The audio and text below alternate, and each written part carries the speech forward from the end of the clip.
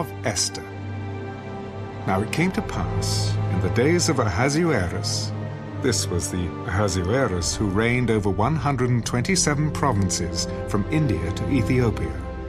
In those days, when King Ahasuerus sat on the throne of his kingdom, which was in Shushan the citadel, that in the 3rd year of his reign he made a feast for all his officials and servants, the powers of Persia and Media, the nobles and the princes of the provinces being before him, when he showed the riches of his glorious kingdom and the splendor of his excellent majesty for many days, 180 days in all.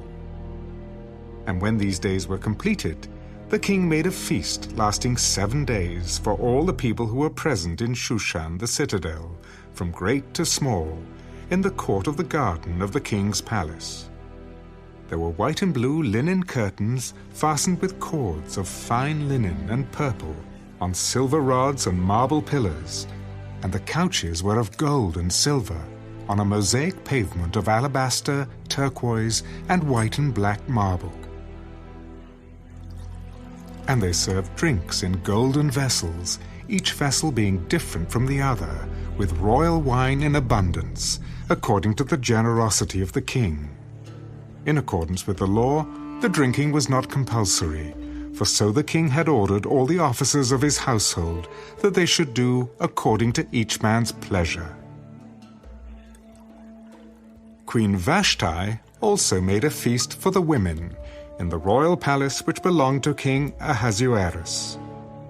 On the 7th day, when the heart of the king was merry with wine, he commanded Mehuman, Biztha, Harbona, Bigtha, Abagtha, Zethar, and Carcass, 7 eunuchs who served in the presence of King Ahasuerus, to bring Queen Vashti before the king, wearing her royal crown, in order to show her beauty to the people and the officials, for she was beautiful to behold.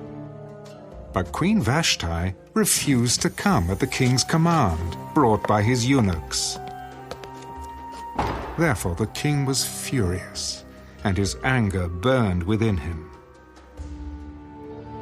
Then the king said to the wise men who understood the times, for this was the king's manner toward all who knew law and justice, those closest to him being Karshina, Shetha, Admatha, Tarshish, Meres, Marsina, and Memucan, the 7 princes of Persia and Media, who had access to the king's presence and who ranked highest in the kingdom.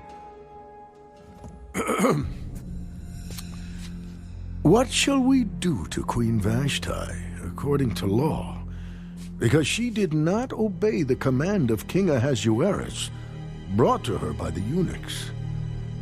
And Memucan answered before the king and the princes, Queen Vashti has not only wronged the king, but also all the princes and all the people who are in all the provinces of King Ahasuerus. For the queen's behavior will become known to all women, so that they will despise their husbands in their eyes, when they report King Ahasuerus commanded Queen Vashti to be brought in before him, but she did not come. This very day, the noble ladies of Persia and Media will say to all the king's officials that they have heard of the behavior of the queen. Thus there will be excessive contempt and wrath. If it pleases the king, let a royal decree go out from him, and let it be recorded in the laws of the Persians and the Medes, so that it will not be altered, that Vashti shall come no more before King Ahasuerus, and let the king give her royal position to another who is better than she. When the king's decree which he will make is proclaimed throughout all his empire, for it is great, all wives will honor their husbands, both great and small. And the reply pleased the king and the princes, and the king did according to the word of Memucan. Then he sent letters to all the king's provinces, to each province in its own script, and to every people in their own language, that each man should be master in his own house, and speak in the language of his own people. After these things, when the wrath of King Ahasuerus subsided, he remembered Vashti, what she had done, and what had been decreed against her. Then the king's servants who attended him said, "Let beautiful young virgins be sought for the king, and let the king appoint officers in all the provinces of his kingdom, that they may gather all the beautiful young virgins to Shushan the citadel, into the women's quarters, under the custody of Hegai the king's eunuch, custodian of the women. And let beauty preparations be given them. Then let the young woman who pleases the king be queen, instead of Vashti." This thing pleased the king, and he did so. In Shushan the citadel, there was a certain Jew, whose name was Mordecai, the son of Jair, the son of Shimei, the son of Kish, a Benjamite. Kish had been carried away from Jerusalem with the captives who were being captured with Jeconiah, king of Judah, whom Nebuchadnezzar, the king of Babylon, had carried away. And Mordecai had brought up Hadassah, that is, Esther, his uncle's daughter, for she had neither father nor mother. The young woman was lovely and beautiful. When her father and mother died, Mordecai took her as his own daughter. So it was, when the king's command and decree were heard, and when many young women were gathered at Shushan the citadel, under the custody of Hegai, that Esther also was taken to the king's palace, into the care of Hegai, the custodian of the women. Now the young woman pleased him, and she obtained his favor. So he readily gave beauty preparations to her, besides her allowance. Then 7 choice maidservants were provided for her from the king's palace, and he moved her and her maidservants to the best place in the house of the women.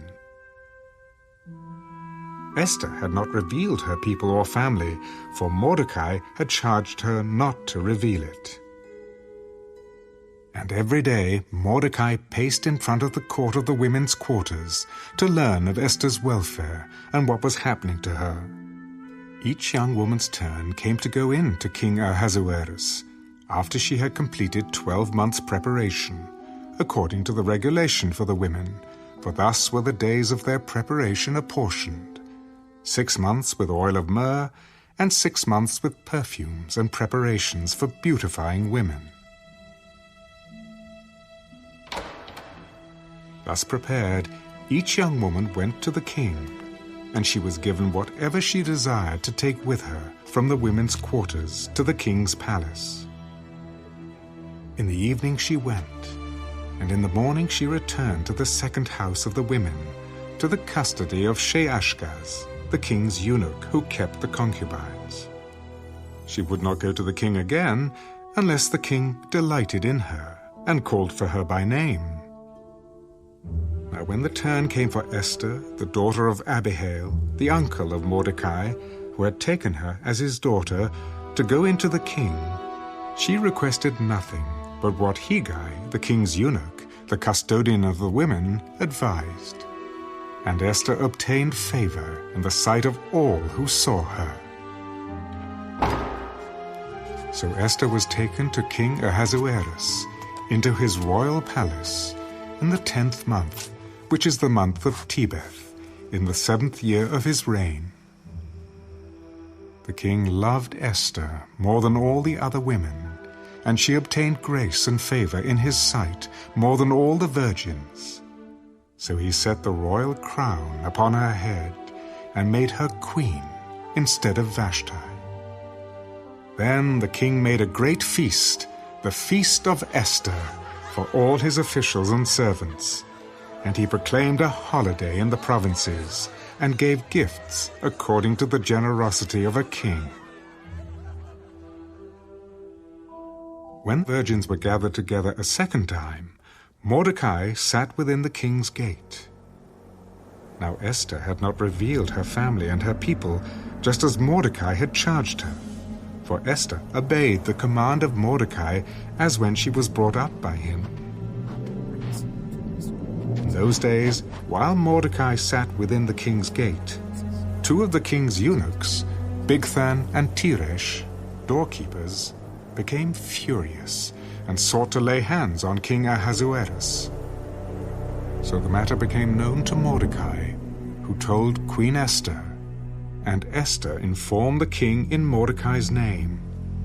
And when an inquiry was made into the matter, it was confirmed, and both were hanged on a gallows.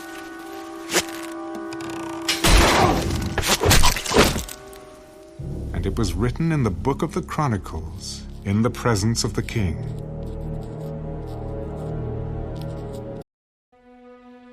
After these things, King Ahasuerus promoted Haman, the son of Hammedatha, the Agagite, and advanced him, and set his seat above all the princes who were with him.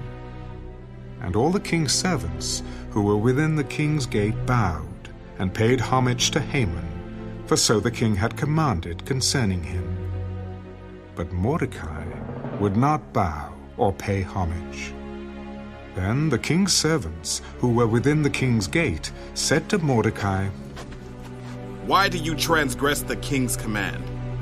Now it happened, when they spoke to him daily, and he would not listen to them, that they told it to Haman, to see whether Mordecai's words would stand.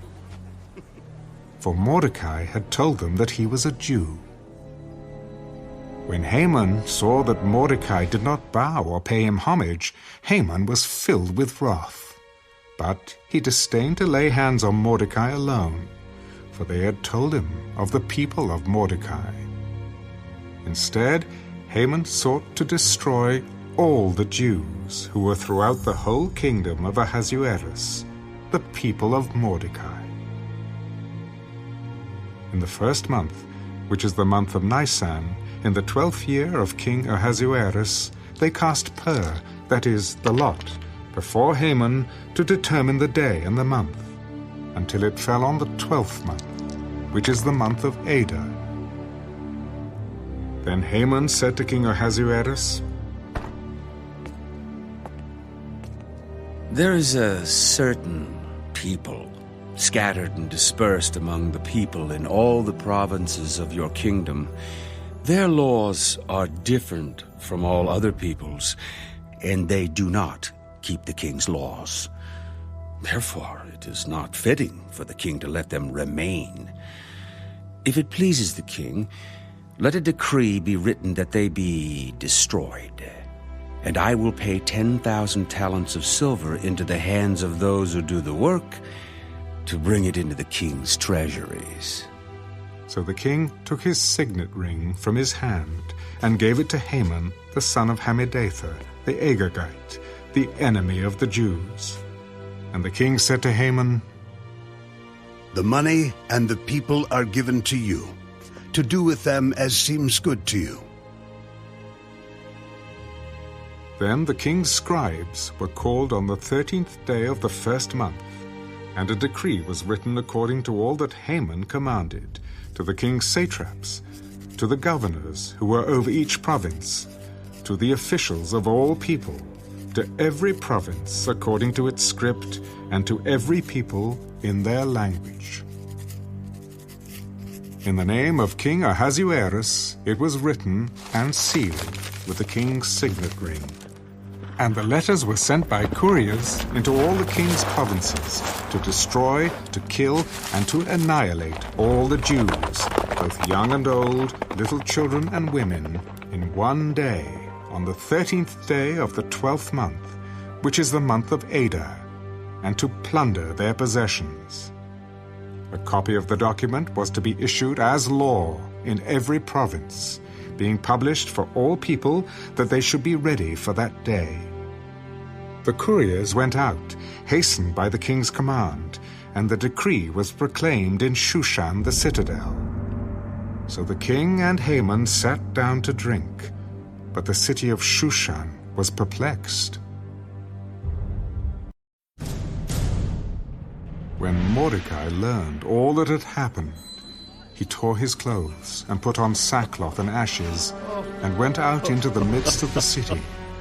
He cried out with a loud and bitter cry. He went as far as the front of the king's gate, for no one might enter the king's gate clothed with sackcloth.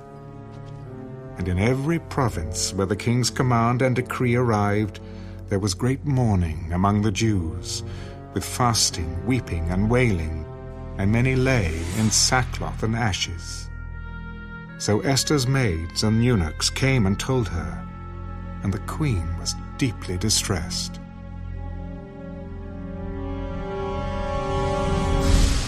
Then she sent garments to clothe Mordecai and take his sackcloth away from him, but he would not accept them. Then Esther called Hathach, one of the king's eunuchs, whom he had appointed to attend her, and she gave him a command concerning Mordecai to learn what and why this was. So Hathach went out to Mordecai in the city square that was in front of the king's gate. And Mordecai told him all that had happened to him, and the sum of money that Haman had promised to pay into the king's treasuries to destroy the Jews. He also gave him a copy of the written decree for their destruction, which was given at Shushan, that he might show it to Esther and explain it to her, and that he might command her to go into the king to make supplication to him and plead before him for her people. So Hathach returned and told Esther the words of Mordecai. Then Esther spoke to Hathach and gave him a command for Mordecai. All the king's servants and the people of the king's provinces know that any man or woman who goes into the inner court to the king, who has not been called, he has but one law: put all to death, except the one to whom the king holds out the golden scepter, that he may live. Yet I myself have not been called to go into the king these 30 days. So they told Mordecai Esther's words, and Mordecai told them to answer Esther, "Do not think in your heart that you will escape in the king's palace any more than all the other Jews. For if you remain completely silent at this time, relief and deliverance will arise for the Jews from another place. But you and your father's house will perish. Yet, who knows whether you have come to the kingdom for such a time as this?" Then Esther told them to reply to Mordecai. Go, gather all the Jews who are present in Shushan, and fast for me. Neither eat nor drink for 3 days, night or day. My maids and I will fast likewise. And so I will go to the king, which is against the law, and if I perish, I perish.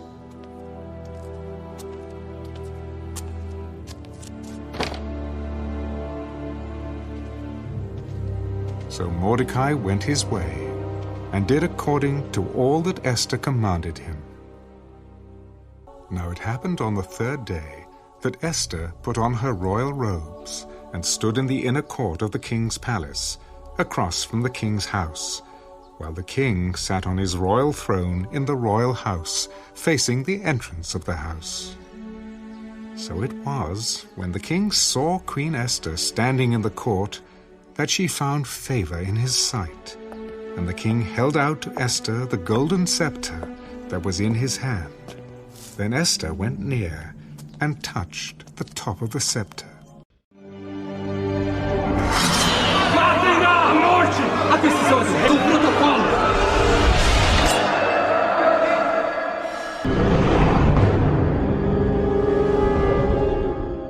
And the king said to her, "What do you wish, Queen Esther?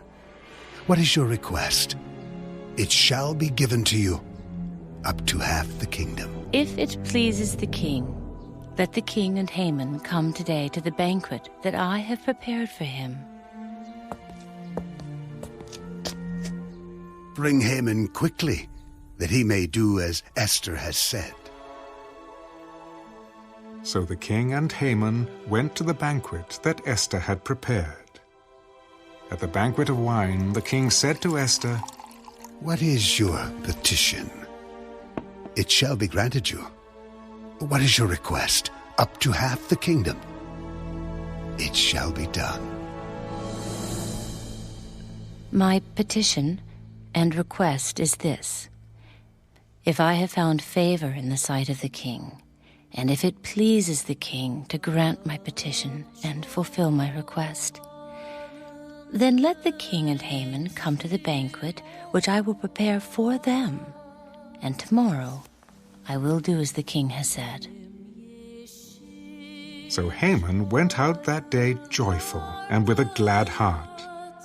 But when Haman saw Mordecai in the king's gate, and that he did not stand or tremble before him, he was filled with indignation against Mordecai. Nevertheless, Haman restrained himself and went home. And he sent and called for his friends and his wife Zeresh. Then Haman told them of his great riches, the multitude of his children, everything in which the king had promoted him, and how he had advanced him above the officials and servants of the king. Besides, Queen Esther invited no one but me to come in with the king to the banquet that she prepared. And tomorrow I am again invited by her, along with the king. Yet all this avails me nothing, so long as I see Mordecai, the Jew, sitting at the king's gate. Then his wife Zeresh and all his friends said to him, "Let a gallows be made, 50 cubits high, and in the morning suggest to the king that Mordecai be hanged on it. Then go merrily with the king to the banquet." And the thing pleased Haman. So he had the gallows made. That night the king could not sleep. So one was commanded to bring the book of the records of the Chronicles, and they were read before the king. And it was found written that Mordecai had told of Bigthana and Teresh, two of the king's eunuchs, the doorkeepers who had sought to lay hands on King Ahasuerus. Then the king said, "What honor or dignity has been bestowed upon Mordecai for this?" Nothing has been done for him. "Who is in the court?" Now Haman had just entered the outer court of the king's palace to suggest that the king hang Mordecai on the gallows that he had prepared for him.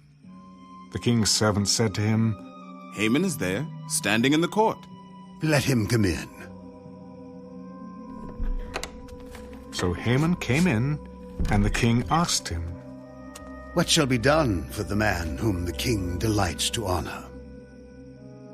Now Haman thought in his heart, Whom would the king delight to honor more than me?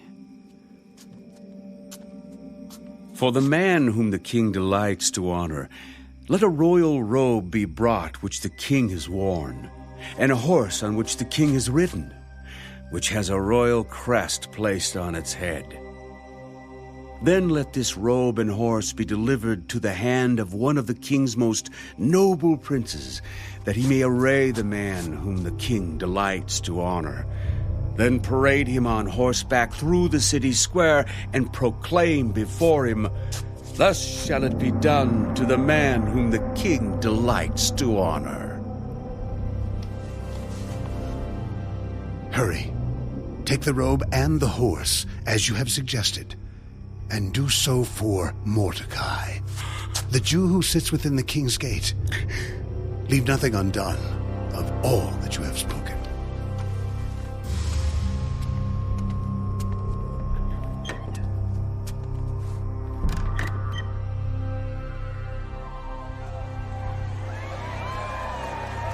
So Haman took the robe and the horse, arrayed Mordecai, and led him on horseback through the city square, and proclaimed before him, Thus shall it be done to the man whom the king delights to honor.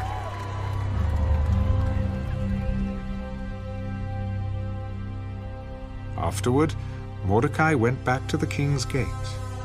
But Haman hurried to his house, mourning and with his head covered.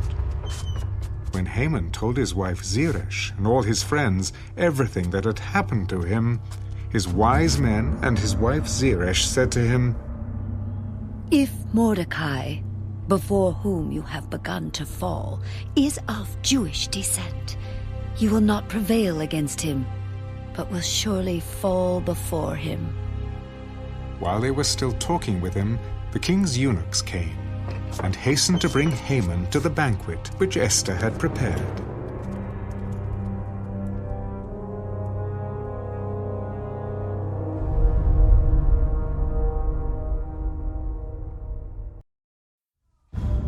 So the king and Haman went to dine with Queen Esther. And on the second day, at the banquet of wine, the king again said to Esther, What is your petition, Queen Esther? It shall be granted you. And what is your request? Up to half the kingdom. It shall be done. If I have found favor in your sight, O king, and if it pleases the king, let my life be given me at my petition, and my people at my request. For we have been sold, my people and I, to be destroyed, to be killed, and to be annihilated. Had we been sold as male and female slaves, I would have held my tongue, although the enemy could never compensate for the king's loss. Who is he? And where is he who would dare presume in his heart to do such a thing? The adversary and enemy is this wicked Haman. So Haman was terrified before the king and queen. Then the king arose in his wrath from the banquet of wine and went into the palace garden. But Haman stood before Queen Esther, pleading for his life, for he saw that evil was determined against him by the king. When the king returned from the palace garden to the place of the banquet of wine, Haman had fallen across the couch where Esther was. Then the king said, Will he also assault the queen while I am in the house? As the word left the king's mouth, they covered Haman's face. Now Harbona, one of the eunuchs, said to the king, Look, the gallows, 50 cubits high, which Haman made for Mordecai, who spoke good on the king's behalf, is standing at the house of Haman. Hang him on it.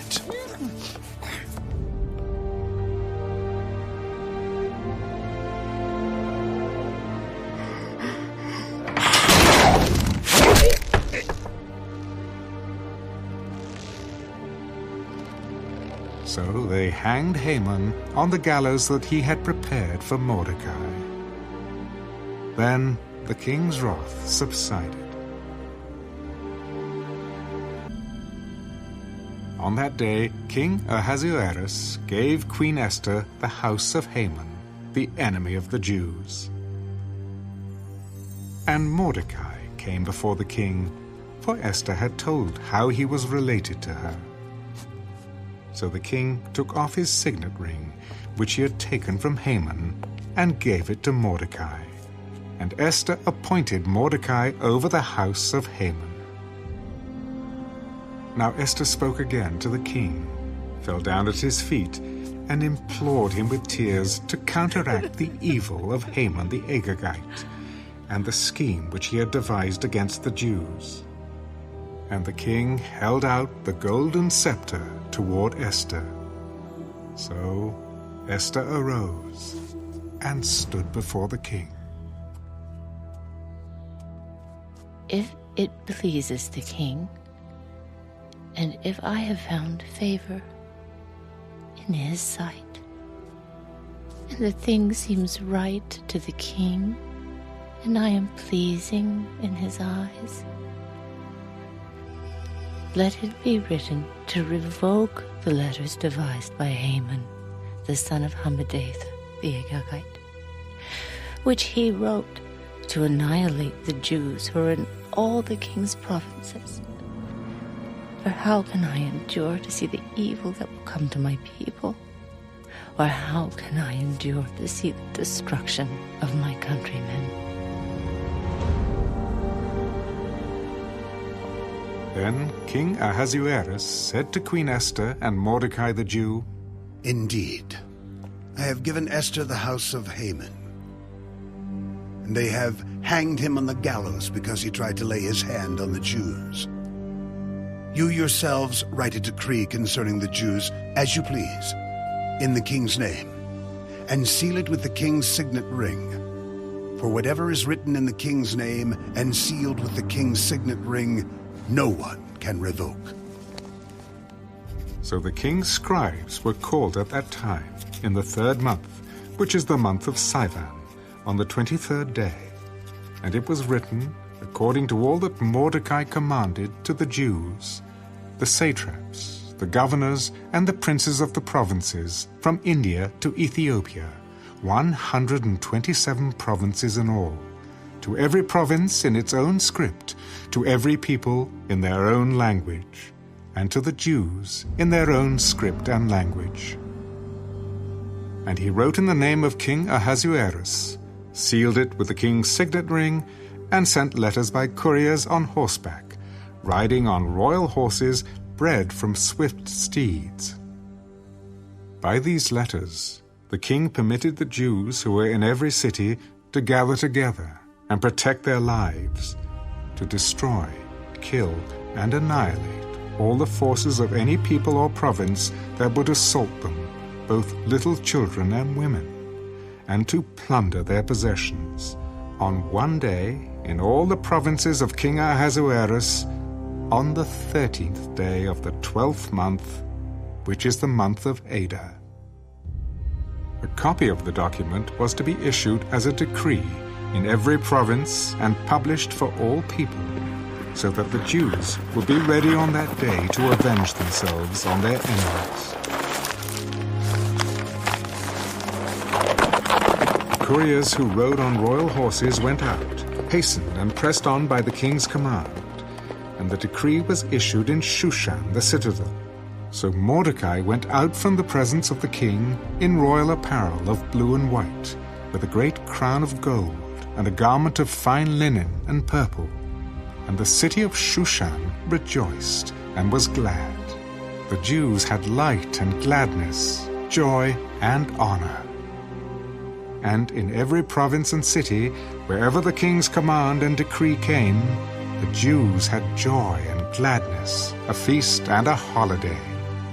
Then many of the people of the land became Jews, because fear of the Jews fell upon them. Now, in the 12th month, that is, the month of Adar, on the 13th day, the time came for the king's command and his decree to be executed. On the day that the enemies of the Jews had hoped to overpower them, the opposite occurred, in that the Jews themselves overpowered those who hated them. The Jews gathered together in their cities throughout all the provinces of King Ahasuerus to lay hands on those who sought their harm.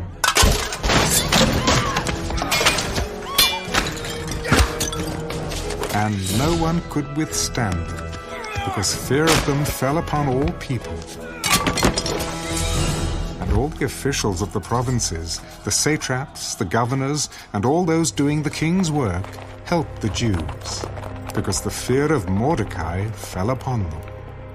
For Mordecai was great in the king's palace, and his fame spread throughout all the provinces.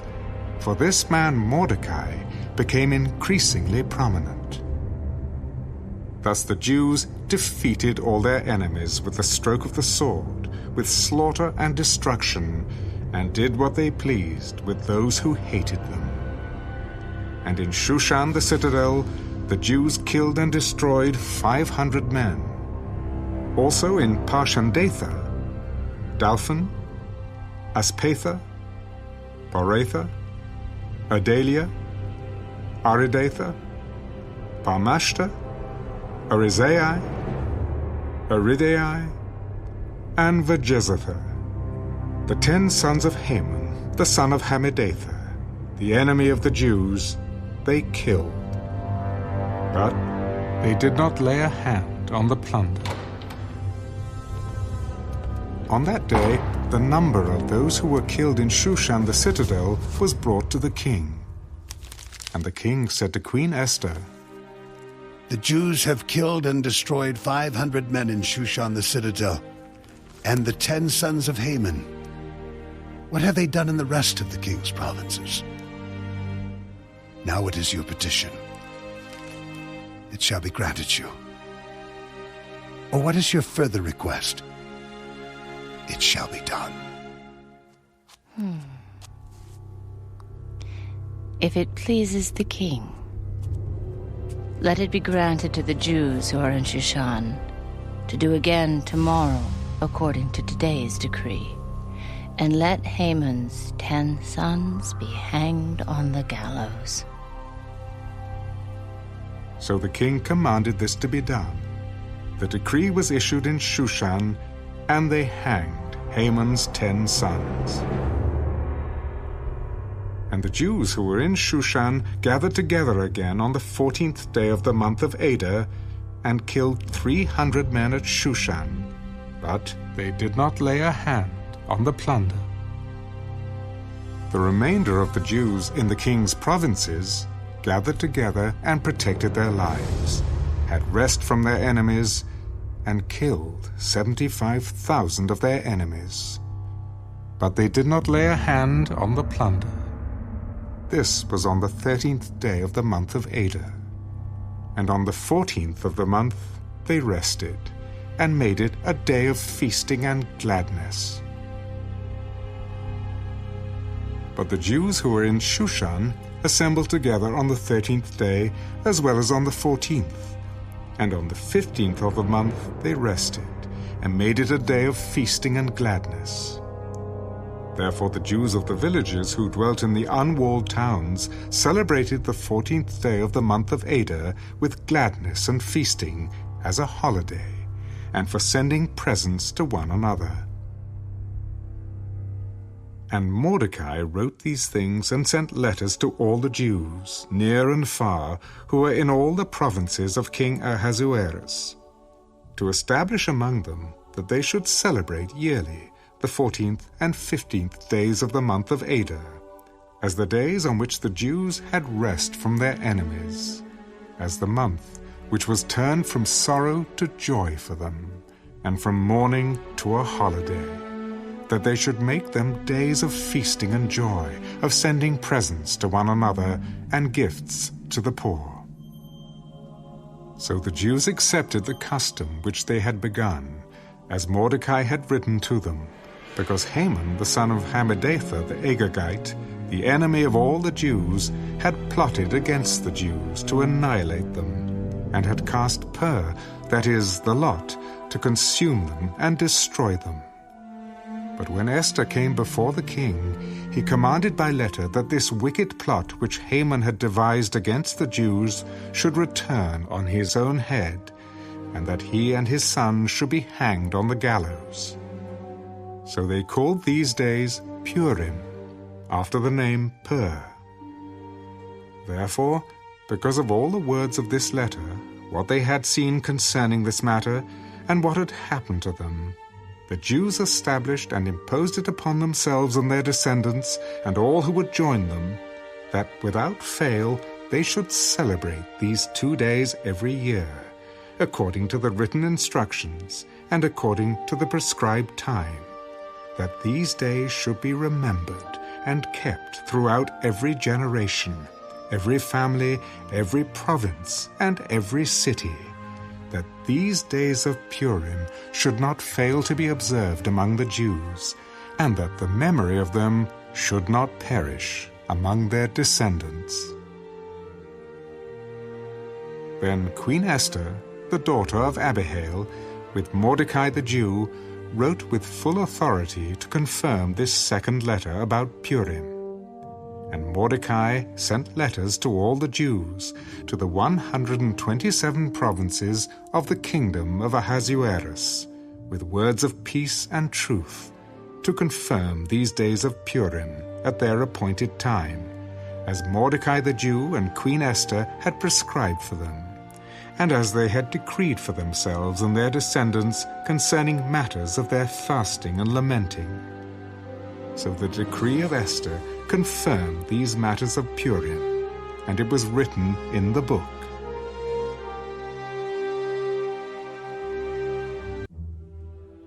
And King Ahasuerus imposed tribute on the land and on the islands of the sea.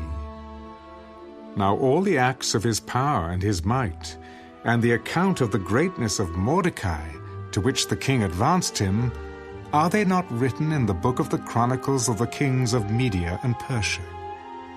For Mordecai the Jew was second to King Ahasuerus, and was great among the Jews, and well received by the multitude of his brethren, seeking the good of his people, and speaking peace to all his countrymen.